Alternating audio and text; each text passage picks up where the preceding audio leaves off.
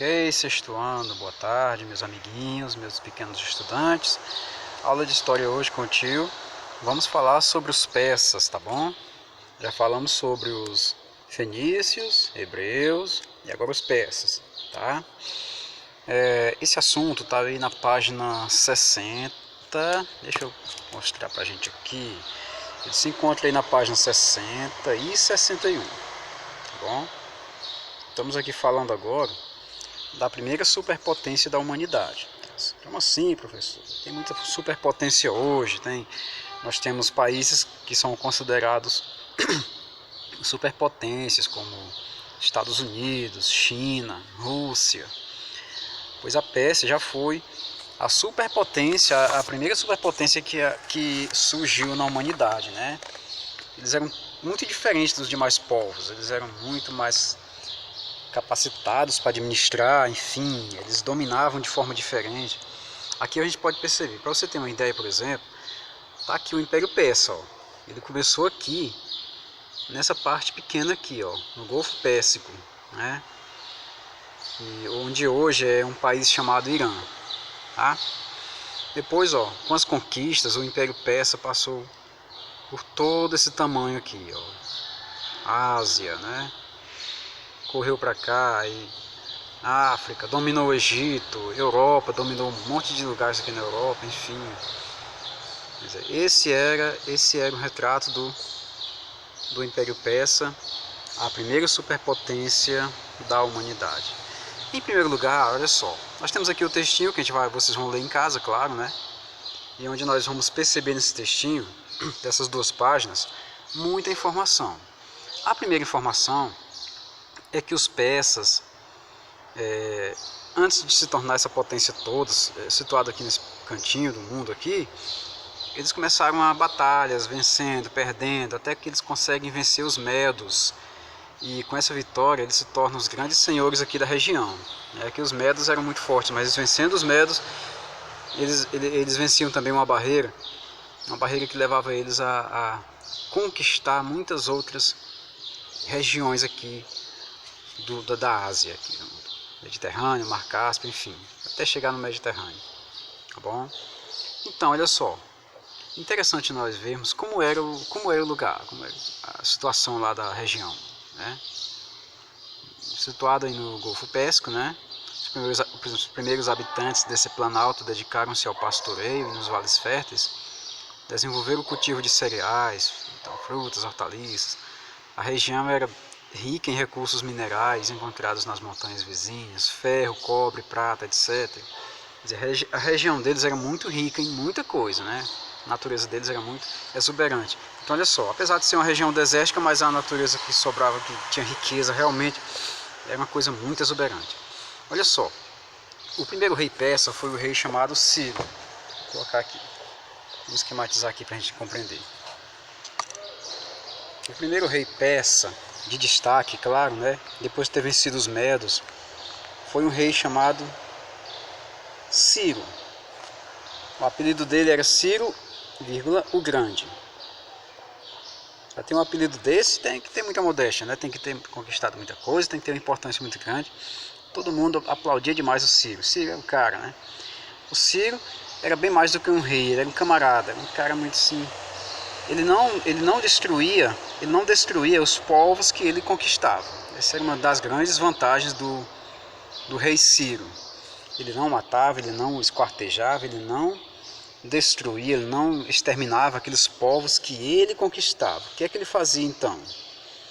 Aos povos conquistados por eles, o rei dos persas, o Ciro, rei dos persas, ele permitia que esses povos eles continuassem exercendo a sua liberdade. Esse povo podia orar, rezar, né, exercer sua atividade religiosa, enfim, não importa quais sejam. Esse povo poderia fazer o que quisesse, desde que pagassem impostos ao novo rei, que é o Ciro, e também participassem do exército. Tá bom? Então, quase nada, né? Mas foi dessa maneira que o Ciro conseguiu o maior exército do mundo na antiguidade, tá bom? Foi dessa maneira que os persas conseguiram crescer cada vez mais e muitos desses povos dominados passaram até a admirar aquele rei sábio, vamos dizer assim. Um fato importante do governo do Ciro foi o fato de ele ter dominado a Mesopotâmia, né? Ele dominou a Mesopotâmia e libertou os hebreus que estavam lá feitos de escravos, né? Ele libertou os hebreus do cativeiro da Mesopotâmia, né? Enfim, e os hebreus foram permitidos voltar para sua terra, que era Canaã. A gente viu na aula passada a respeito dos hebreus em Canaã. Tá? Então, Ciro, apesar de tudo isso, ele realizou muitas conquistas, ele expandiu muito o império, ele transformou o Império Persa em um império diferenciado, né? Um império potência, vamos dizer assim. Ninguém tinha coragem de enfrentar o Império Persa, porque o rei Ciro era admirado até pelos adversários, né? E muito respeitado. Desse jeito aí, ele acabou conseguindo muita coisa, conquistar muitas coisas naquela região oriental e também ocidental. Só que o Ciro morreu, né? Ele não escapou, enfim. O Ciro morrendo, assume aí o governo seu filho, Cambises. A gente chama de Cambises, tal, deixa, não tem nada não. A gente pronuncia Cambises, tá bom? O Cambises poderia se chamar Ciro II, mas não, ele quis se chamar Cambises. Ele foi o rei que admirava muito o povo egito e acabou por isso dominando aquela região do norte da África, que nós chamamos de Egito, a terra das grandes pirâmides, né? Cambises tornou-se faraó por vontade própria, disse: agora eu vou ser o faraó e pronto, não tem conversa não. E aí daquele que se zangar, né? E aí daquele que achar ruim. O Cambises, ele gera muita polêmica, né? Ele muitas vezes, assumindo-se faraó do Egito, o pessoal achava que ele estava traindo o próprio reinado, a própria memória do pai dele, que é o Ciro. Aquelas famílias mais ricas, aristocráticas, aquele pessoal da nobreza, começaram a acusar ele de traição. Está traindo aí a memória do pai dele. O pai dele era persa, de sangue, não era Egito, não, e tal, enfim. O Cambises tinha essa mania de grandeza, né? E acabou com essa grandeza lá no Egito. O Cambises, conta-se, né, segundo as informações arqueológicas, ele fora assassinado. Ninguém sabe por quem, mas ele foi assassinado e não deixou nenhum filho. E agora? O grande Império Persa não tinha mais nenhum herdeiro, né? Só que um das pessoas representantes das famílias mais ricas da região, das famílias mais poderosas do Império, a chamada nobreza persa, colocou no poder o Dario I. Dario I não tinha sangue real, mas tinha sangue nobre, né? Então ele assumiu aquele trono que estava vago, né? Ele assume aquele trono que está vago e ele acaba retornando à grandeza do rei Ciro.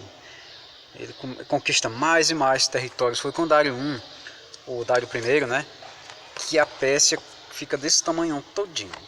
Olha o tamanho da Pérsia, enorme. Não era qualquer um que encarava um império desse tamanho, né? Enfim, tinha que esperar eles ficarem fracos para atacar, e isso dificilmente acontecia. O Dário I, ele organizou o império, trazendo aí uma grande administração, né? Grande administração, elevando aí o império a uma importância muito grande, né? O Dário I, ele cria uma certa, vamos supor que aqui seja o Império Persa todinho, né? O Dário I divide esse império em regiões administrativas, como fossem os estados hoje num país, né? Cada pedacinho, cada região dessas aqui, ele chama de satrapia. Uma satrapia aqui, outra satrapia ali, outra aqui no meio, outra lá, outra aqui, então lá vai. Cada satrapia dessas o Ciro colocou, aliás, o Dário colocou um administrador, como se fosse um governador. É como se fosse um governador em cada satrapia. Esses governadores eram chamados de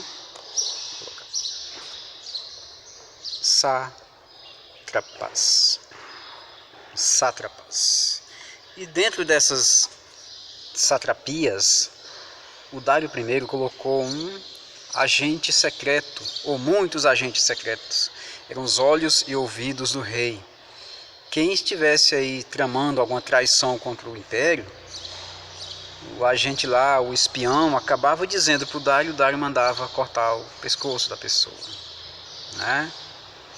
Então, dessa maneira, com esse terror psicológico todo aí que o pessoal passava, né, serviu até para ajudar a manter o império unificado, né? O Dário I ainda criou um sistema de correios, o primeiro sistema de correios da humanidade, o primeiro sistema de correios que se tem notícia. Não que fossem colocar uma carta num correio, não é isso. É porque é o seguinte, ele, após construir as estradas reais, né, os mensageiros do rei iam correndo de cavalo até mais ou menos uns 25 quilômetros, né? Depois eles paravam no estaleiro, uma espécie de feitoria, um armazém onde eles iam descansar, e ali outro cavaleiro pegava o cavalo e seguia direto, mais 25 quilômetros, assim por diante. A mensagem passava de cavaleiro para cavaleiro até chegar no destino final, aonde o rei tinha enviado a mensagem. O nome disso é primeiro sistema de correios da humanidade, criado pelo Dário I. Dário I ainda criou uma moeda chamada Dárico. Uma moeda que se ia utilizar em todas as regiões do Império Persa. A moeda tinha a foto dele aqui, tinha a imagem dele gravada nas moedas de prata, chamadas de Dárico, ou douradas também, prateadas ou douradas, mais comum as douradas, né? O Dário I, ele começa a criar umas confusões com outros povos, principalmente com os gregos, que moravam em Atenas. A Grécia era um país que tinha muitos países juntos ali, emendadinhos. Cidades-estados, todas emendadinhas ali, vizinhas. Atenas, Esparta, Plateia, Olimpo, né? Enfim, Corinto.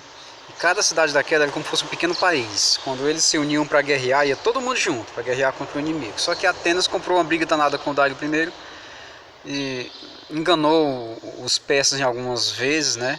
Que não dava para encarar os persas de frente, eles eram muito avantajados, muito grandes e tal, enfim, o exército era enorme.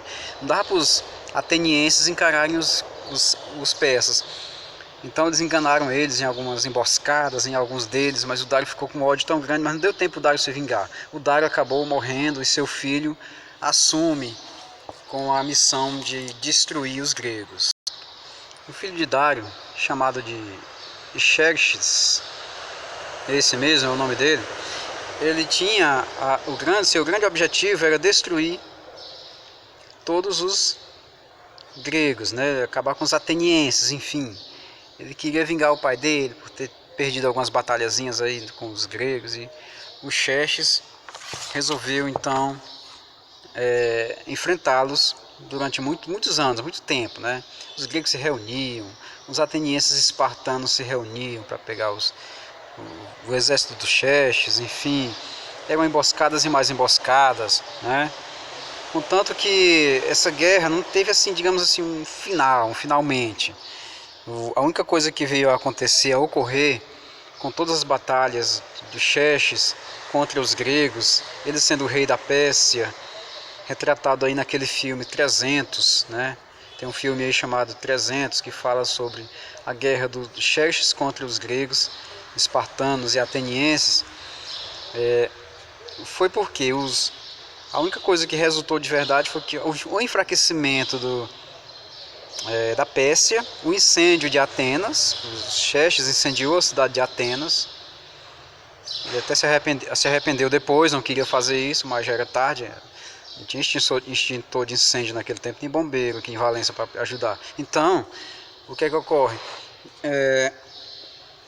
A Pérsia ficou com tanta guerra, tanta coisa, com tanta energia gasta contra os gregos, eles ficaram fracos, né? E essa fraqueza fez com que um jovem, que era um super fã do Ciro e dos reis Dário, enfim, um jovem chamado Alexandre, que também era apelidado de O Grande, né?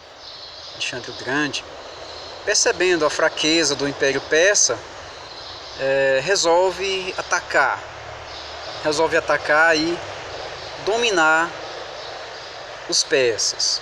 Isso é um assunto para uma próxima aula, onde nós vamos falar sobre o Alexandre o Grande dominando o Império Persa. Viu, pessoal? Da mesma forma, seus soldados queimam a cidade de Persépolis, que era a capital da Pérsia. Isso contra as ordens de Alexandre. Alexandre não queria que acontecesse um negócio desse, mas os caras queimaram a si mesmo com raiva lá, queimaram a cidade de Persépolis como vingança. E o Alexandre até pessoalmente foi lá assassinar os caras que tinham feito isso.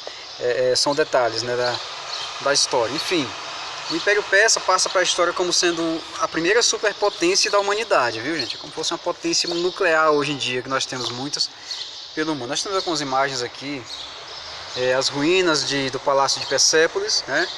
Aqui a religião persa, que é chamada de Zoroastrismo, né? Por causa do Zoroastro, que é um grande profeta dos persas, né? E a religião deles, ela tinha muito a ver com a ideia de paraíso e castigo, benevolência, castigo. E isso aí acabou influenciando até os hebreus a gostar desse tipo de religião, né? O livro sagrado dele é o Zen de Avesta. Nossa é a Bíblia, né? O dos judeus é o Torá, como nós já estudamos na aula passada. E o livro dos persas é chamado de Zen de Avesta, tá? Onde conta a história de Zoroastro, conta os princípios de Zoroastro, enfim.